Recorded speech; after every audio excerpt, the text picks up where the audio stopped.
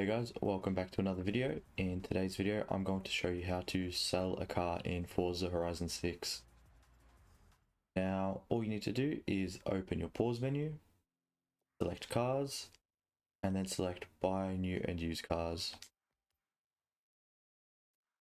Once it loads, you'll be in the buy and sell tab, select auction house, then select start auction.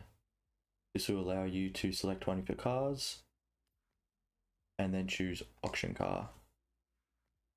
Once you're here, it will give you three options: starting price, buyout price, and the auction length. Once that's all set, your car will be up for auction and available for anyone to buy. Once somebody buys it, all you need to do is check your messages tab and you'll be able to claim the credits or your unsold car.